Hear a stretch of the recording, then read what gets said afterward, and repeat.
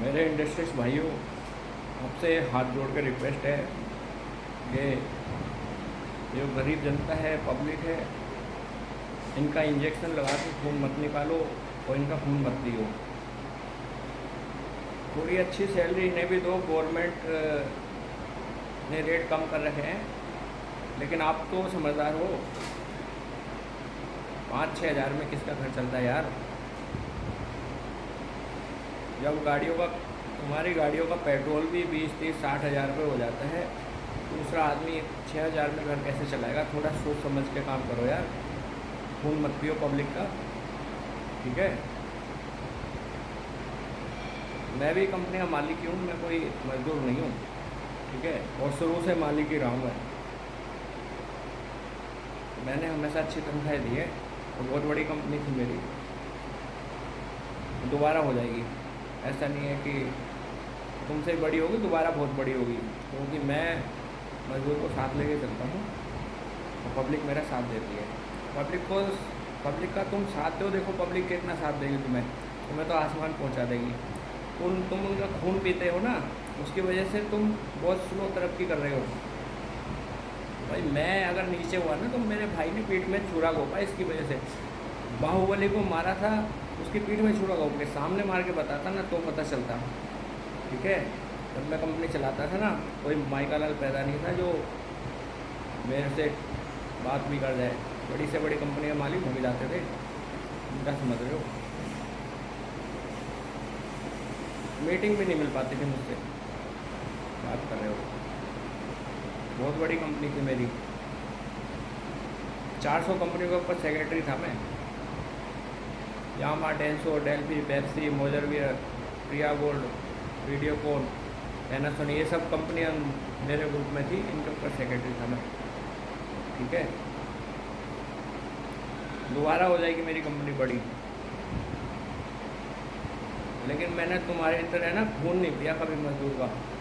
बहुत अच्छी सैलरियाँ दी है हर मजदूर को, लोगों ने घर बना लिए, इतनी अच्छी सैलरियाँ दी है। तो इंजेक्शन लगा के खून मत पियो, इन्हें भी तरक्की करने दो, ये भी इंसान है। कीड़े मकोड़े मत समझो इनको, कीड़े मकोड़े नहीं है, ये भी इंसान है तुम्हारी हमारी तरह। इनकी भी फैमिली है, इनके भी बच्चे हैं।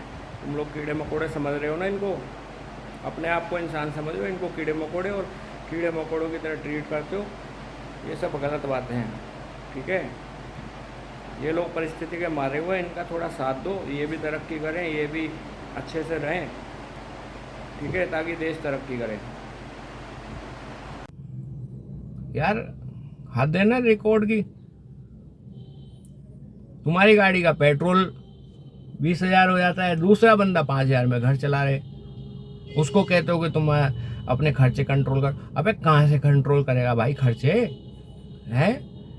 थोड़ा सा सैलरियाँ अच्छी दिया करो ताकि लोग तरक्की कर पाए, ठीक है। लोग मर रहे हैं बीमारियों से, डॉक्टरों की फीसें हो गई हैं आसमान, 600-800, ठीक है। रोटी खाने को पैसे नहीं दे रहे, तुम काम करा रहे हो ऐसे जैसे कि पता नहीं। इतना काम कराते हो लोगों से सुबह से शाम तक। कई कंपनियां इतनी लेडीजें भर लेती है 5-5, 6-6 हज़ार में, मतलब कि उनके तो पेट है ही नहीं, 5-5, 6-6 हज़ार दे रहे हैं। ये कोई तरीका है 5-6 हज़ार दे रहे हैं। बेवकूफ़ बना रहे हैं पब्लिक को। वो बेचारे मजबूर हैं, उनको नौकरियां नहीं लगती तो वो आ जाते हैं बेचारे करने। समझ नहीं है उनको भी बेचारों को, तो तुम उनका नाजायज़ फ़ायदा उठा रहे हो, 5-5, 6-6 हज़ार दे रहे हो। वैसा ही बताऊं तो तनख्वाह ना काफ़ी कम है, ठीक है। उसको सुधारो।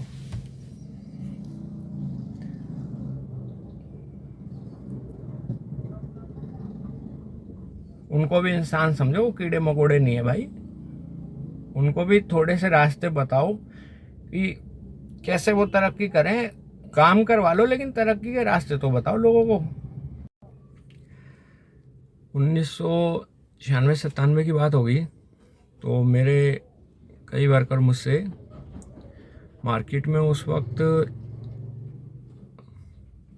छः सात हज़ार का रेट चलता था अच्छे कारीगर का।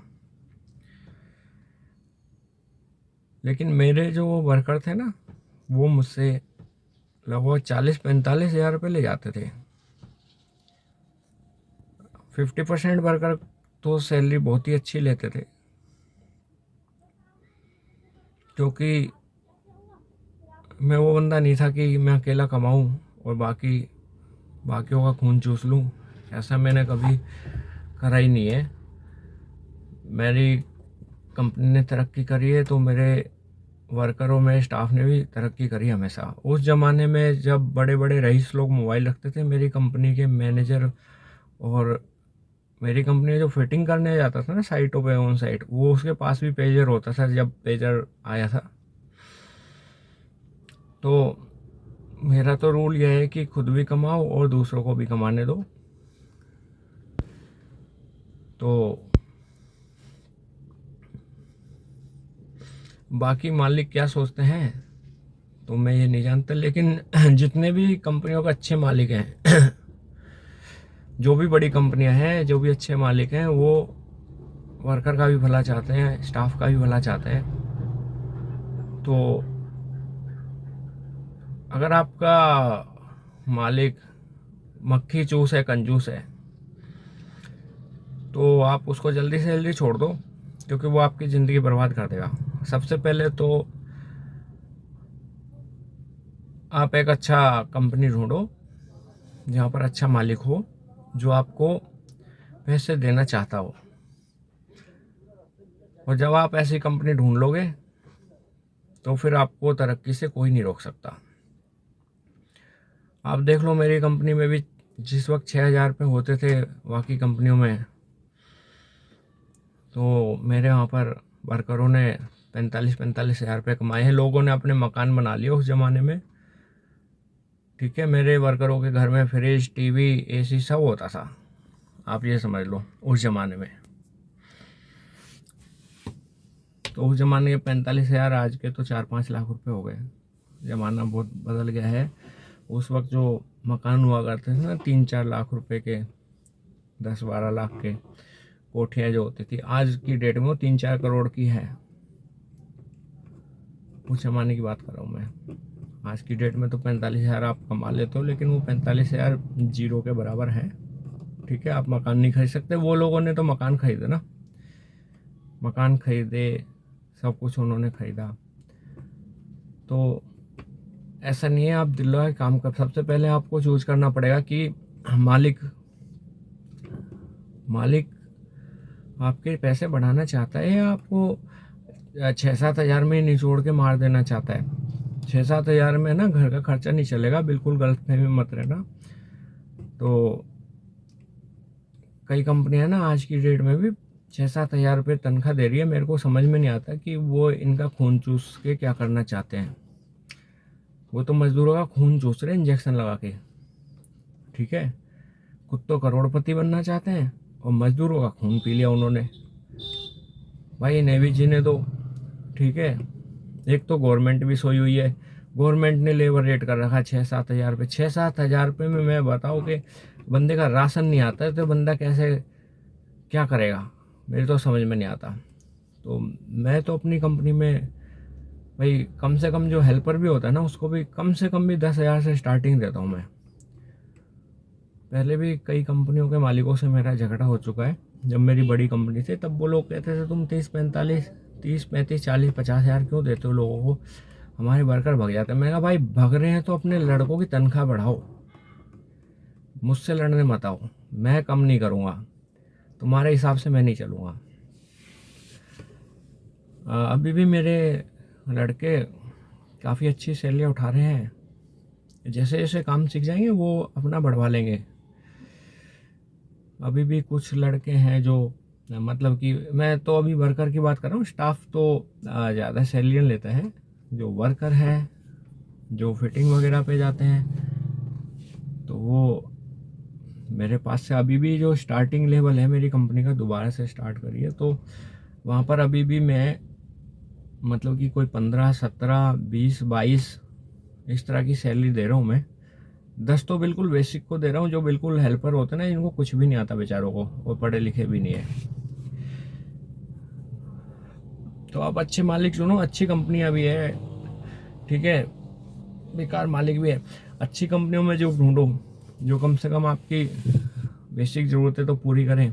ऐसी कंपनियों को छोड़ दो जो आपका इंजेक्शन लगा के खून चूसना चाहती है, और दिल लगा के काम करो, ठीक है। आप ही मालिक हो अपने, हर बंदा अपने काम का खुद मालिक होता है। तो आपको ये सोचना है कि 10 से 15 में कैसे पहुंचना है, और फिर 15 से 20 में कैसे पहुंचना है, 20 से 25 में, 25 से 50 में, ठीक है।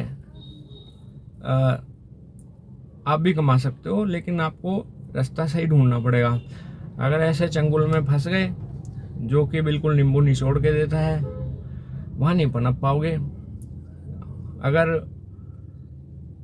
अगर देश में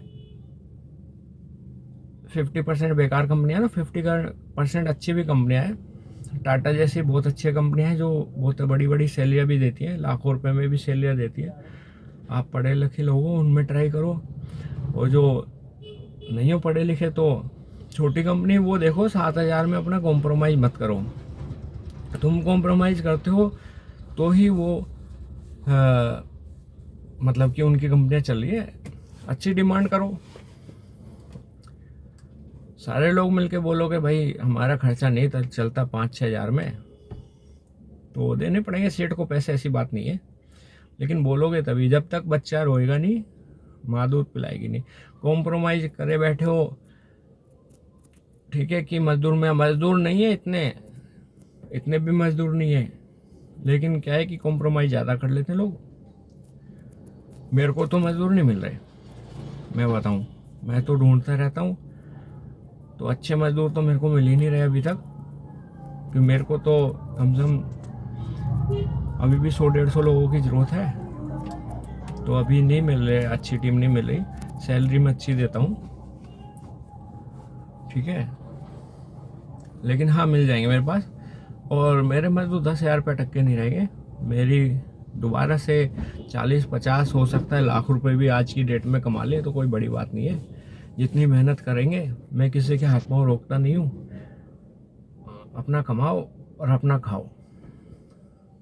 तो मैं तो टारगेट देता हूँ सीधे, मैं किसी के पैर नहीं मानता कि भाई 7,000 में अपना घर चलाओ।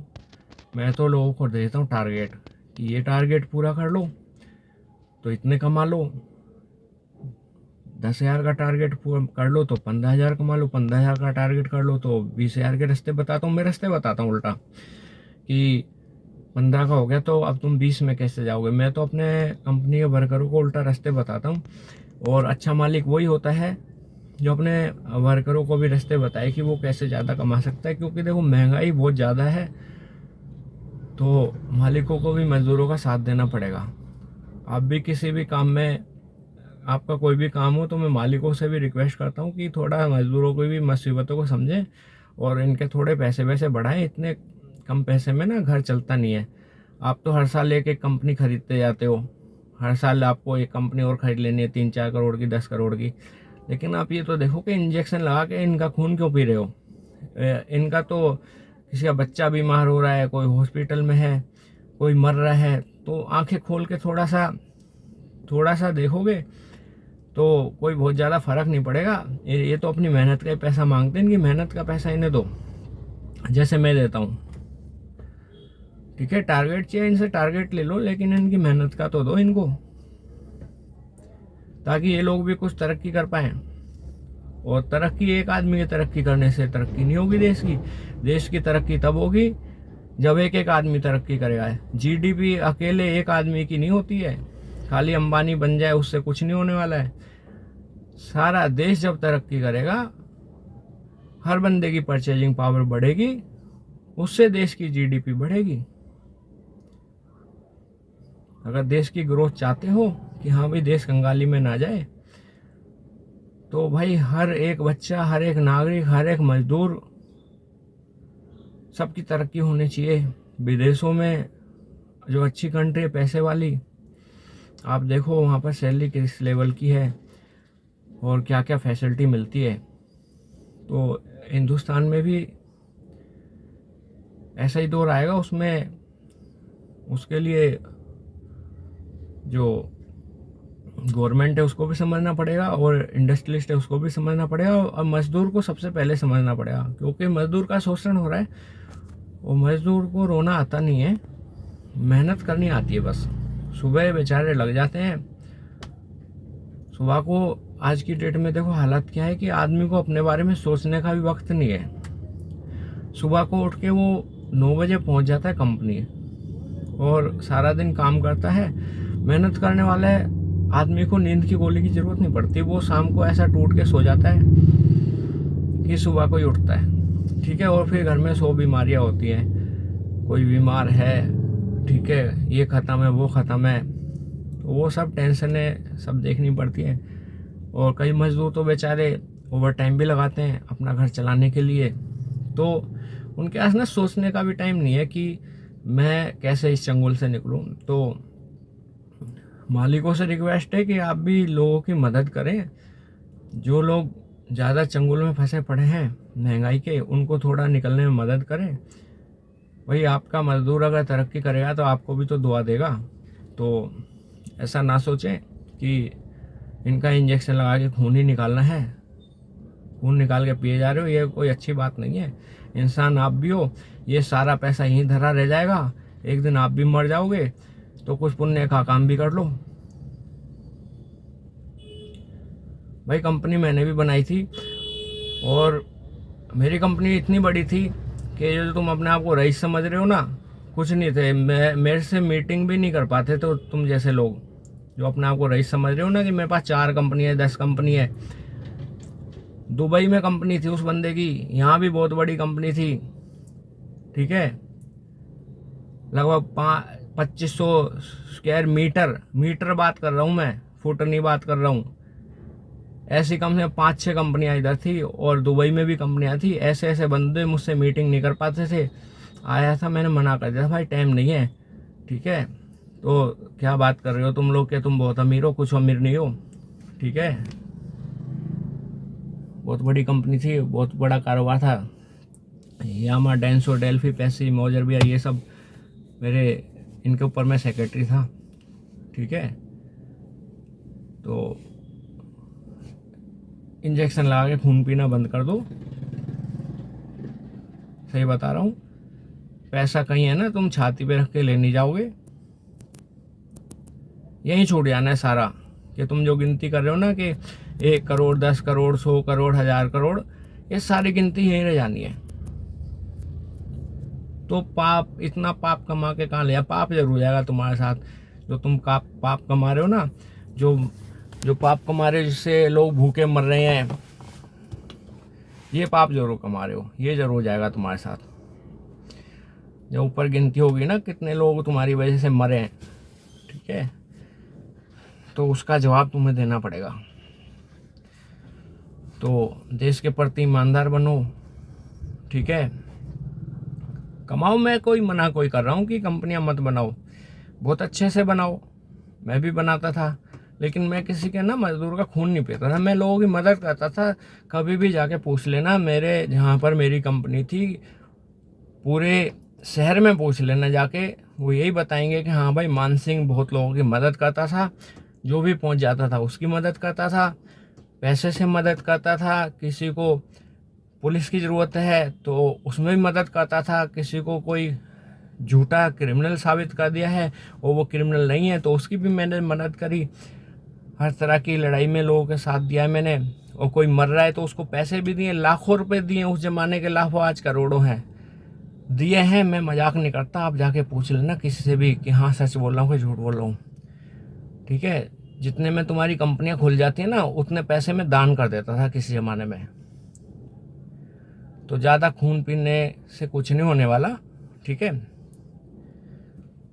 वो तो भाई ने धोखा दे दिया इसलिए थोड़ा सा, लेकिन क्या है, तो भाई ने धोखा दे दिया, प्रॉपर्टी हड़प ली, लेकिन देख लो मैं तो आज भी फिट हूँ, तंदुरुस्त हूँ, ठीक है, और तरक्की कर रहा हूँ। ऐसा नहीं है कि आप ये सोचो कि मैं गरीब हो गया हूँ दोबारा। हाँ, उतना पैसे का थोड़ा फ़र्क है कि हाँ भाई उतना पैसा नहीं है, लेकिन ऐसा नहीं है कि मैं बिल्कुल रोड पे घूम रहा हूँ, आप ये समझ लो कि भिखारी हो गया हूँ, रोड पे घूम रहा, ऐसा वैसा कुछ नहीं है भाई। अभी भी मैं कंपनी का मालिक ही हूँ, ठीक है, और अभी भी कंपनी चला रहा हूँ। कम से कम 100 मजदूर तो मेरे पास अभी भी है, और भी बढ़ाने मेरे को, ठीक है। और कुछ ही सालों में दोबारा मैं मतलब कि एक बहुत बड़ी कंपनी का मालिक दोबारा बन जाऊँगा, क्योंकि मेरी नीयत अच्छी है, मैं लोगों की मदद करता हूँ और लोग मेरा साथ देते हैं। मैं ये नहीं सोच, मैं तुम्हारी तरह कोई एक आध कंपनी नहीं बनाई, मेरी कंपनी तो अकेली बहुत होगी तुम्हारी 100 कंपनियों के बराबर, क्योंकि मेरा एक एक मजदूर भी जो खड़ा होगा ना, वो एक एक तुम्हारी जैसी कंपनियों में मालिकों के बराबर होगा। टीम वर्क होता है, मेरा ये टीम होती है बहुत तगड़ी, और जिस वक्त दोबारा वो बनेगी तो देख लेना, एक एक मतलब कि जो जो कंपनियों मालिक है ना, एक एक अपने आप को समझते हैं कि मैं 3 करोड़ 4 करोड़, अरे इतना तो मेरे वर्कर काम कर देते हैं, क्या बात कर रहे हो। मैं तो मौका देता हूँ आदमी को उठने का।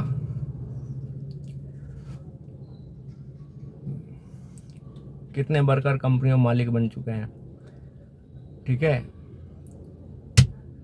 अगर किससे सुनाऊंगा तो हैरान हो जाओगे।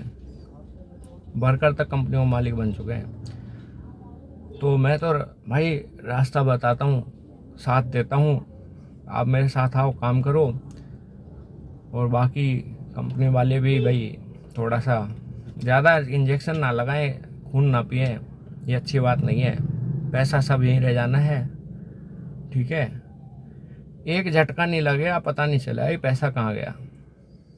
मैं कभी सोच नहीं सकता था कि इतनी ज़्यादा प्रॉपर्टी थी ना मेरे पास, कि मैं कभी सोच ही नहीं सकता था। लेकिन झटकों का पता नहीं कब कैसा किसको पड़ जाए। लोग दूसरे के झटके पे हंसते हैं, लेकिन किसी को कुछ नहीं पता भाई। मैं तो ये कहता हूँ कि मैं तो बहुत खुश नसीब हूँ। जो बंदा अपने शरीर से सही है ना, वही सबसे बड़ा खुश नसीब है। पैसा तो आती जाती माया, मैं फिर कमा लूँगा, ठीक है। क्या कहते हो, कुछ गलत बोल रहा हूँ? सच बात कह रहा हूँ, पैसा आनी जानी माया है। आज आप ज़्यादा कमा रहे हो, कम कमा रहे हो, लेकिन अगर शरीर सही है ना तो आप कमा पाओगे। लेकिन अगर शरीर ने धोखा दे दिया ना जिस दिन, उस दिन कुछ नहीं कर पाओगे। उस दिन सिर्फ ऊपर जाने की गिनती चालू कर लेना, ठीक है। तो अपने शरीर पे ही ध्यान दो, और ज़्यादा इंजेक्शन लगा के खून मत पियो पब्लिक का,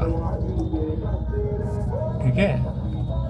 मेरे बराबर तुमने तरक्की नहीं करी है भाई, कंपनियों का मालिक हो, तुमसे कह रहा हूँ मैं, मेरे बराबर तरक्की नहीं करी है, ठीक है।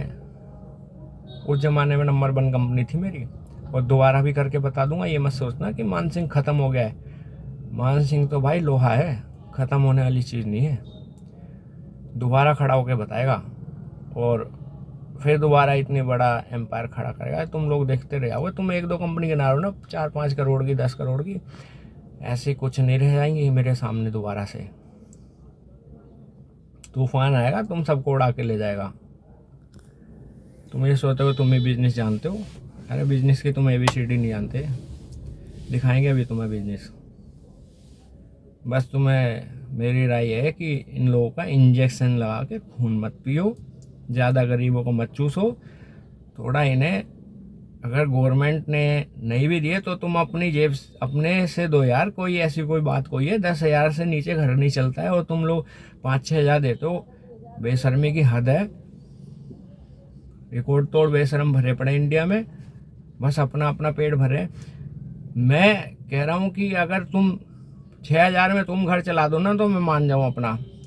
तुम अपना राशन ही ले आओ, तो फिर दूसरे आदमी को क्यों मजबूर कर रहे हो कि वो 6,000 में काम करे, 5,000 में काम करे। तुम राशन नहीं ला पा रहे, वो अपने बच्चों को भी पाल ले यार।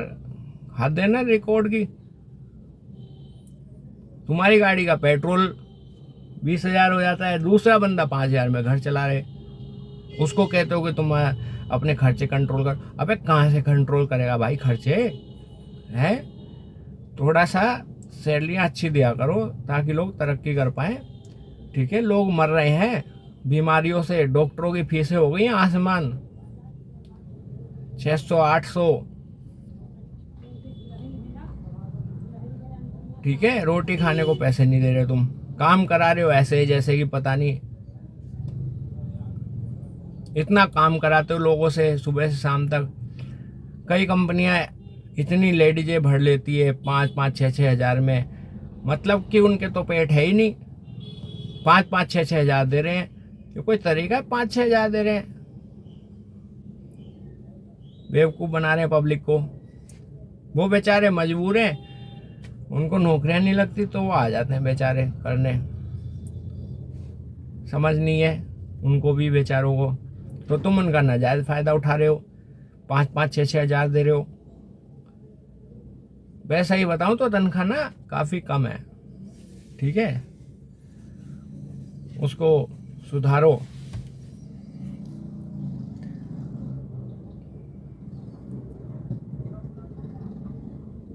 उनको भी इंसान समझो, वो कीड़े मकोड़े नहीं है भाई।